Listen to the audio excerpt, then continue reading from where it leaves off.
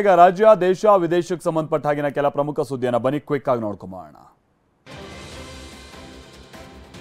ಅತ್ಯಾಚಾರ ಪ್ರಕರಣದ ಆರೋಪಿ ಪ್ರಜ್ವಲ್ ರೇವಣ್ಣಗೆ ಮೆಡಿಕಲ್ ಟೆಸ್ಟ್ ಮಾಡಲಾಗಿದೆ. ಎಸ್ಐಟಿ ಅಧಿಕಾರಿಗಳು ಬೌರಿಂಗ್ ಆಸ್ಪತ್ರೆಯಲ್ಲಿ ವೈದ್ಯಕೀಯ ತಪಾಸಣೆಯನ್ನು ನಡೆಸಿದ್ದಾರೆ.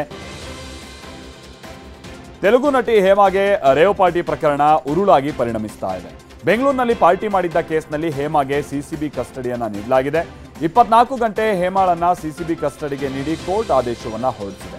ಇನ್ನು ಕೋರ್ಟ್ನಿಂದ ಹೊರಬರುವಾಗ ನಟಿ ಹೇಮಾ ನ್ಯಾಯ ಸಿಗುವ ಭರವಸೆ ಇದೆ ಅಂತ ಹೇಳಿದ್ದಾರೆ. ವಾಲ್ಮೀಕಿ ನಿಗಮದಲ್ಲಿ ಕೋಟ್ಯಾಂತರ ರೂಪಾಯಿ ಹಣ ವರ್ಗಾವಣೆ ಪ್ರಕರಣ ಸಂಬಂಧ ಸಿಬಿಐ ಎಫ್ಐಆರ್ ಅನ್ನು ದಾಖಲಿಸಿಕೊಂಡಿದೆ. ಯೂನಿಯನ್ ಬ್ಯಾಂಕ್ ಅಧಿಕಾರಿಗಳ ದೂರಿನ ಮೇರೆಗೆ ಎಫ್ಐಆರ್ ದಾಖಲಾಗಿದೆ. ಪ್ರಕರಣದಲ್ಲಿ ಸರ್ಕಾರಿ ಅಧಿಕಾರಿಗಳು, ಜನಪ್ರತಿನಿಧಿಗಳು, ಖಾಸಗಿ ವ್ಯಕ್ತಿಗಳು ಶಾಮೀಲಾಗಿದ್ದಾರೆ ಅಂತ ದೂರಿನಲ್ಲಿ ಉಲ್ಲೇಖ ಇದೆ. ಸದ್ಯ ಎಸ್ಐಟಿಯಲ್ಲಿ ಇರುವಂತಹ ಪ್ರಕರಣವು ಸಿಬಿಐಗೆ ವರ್ಗಾವಣೆ ಆಗುವ ಸಾಧ್ಯತೆ ಇದೆ.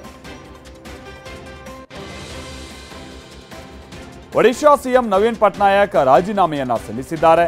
ವಿಧಾನಸಭಾ ಚುನಾವಣೆಯಲ್ಲಿ ಬಿಜೆಡಿ ಹೀನಾಯ ಸೋಲು ಕಂಡ ಹಿನ್ನೆಲೆಯಲ್ಲಿ ಪಟ್ನಾಯಕ್ ರಾಜೀನಾಮೆಯನ್ನ ನೀಡಿದ್ದಾರೆ. ಇದರೊಂದಿಗೆ ನವೀನ್ ಪಟ್ನಾಯಕ್ ಅವರ 24 ವರ್ಷಗಳ ಸುದೀರ್ಘ ಆಡಳಿತ ಅಂತ್ಯಗೊಂಡಿದೆ.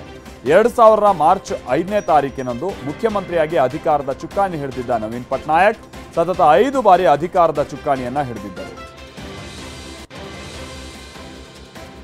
ಧಾರಾಕಾರ ಮಳೆಗೆ ಅಸ್ಸಾಂ ತತ್ತರಿಸಿದೆ. ಬಿಟ್ಟು ಬಿಡದೆ ಸುರಿತಾ ಇರುವಂತಹ ಮಳೆಯಿಂದಾಗಿ ಜನಜೀವನ ಅಸ್ತವ್ಯಸ್ತವಾಗಿದೆ. ಗುವಾಹಟಿಯ ಬಹುತೇಕ ರಸ್ತೆಗಳು ಜಲಾವೃತವಾಗಿದ್ವು. ಮಂಡಿವರೆಗೂ ಇದ್ದಂಥ ನೀರಿನಲ್ಲೇ ಸ್ಥಳೀಯ ನಿವಾಸಿಗಳು ಓಡಾಡಬೇಕಾದಂಥ ಅನಿವಾರ್ಯತೆಯಲ್ಲಿದ್ದಾರೆ. ವಾಹನ ಸವಾರರು ಕೂಡ ವರುಣಾರ್ಭಟಕ್ಕೆ ಹೈರಾಣಾಗಿದ್ದಾರೆ. ಜಲಾವೃತದಿಂದಾಗಿ ರಸ್ತೆಗಳಲ್ಲಿಯೇ ಸಂಚಾರ ಮಾಡೋಕ್ಕೆ ಆಗದೇ ಇರುವಂಥ ಸನ್ನಿವೇಶದಲ್ಲಿ ವಾಹನ ಸವಾರರಿದ್ದಾರೆ.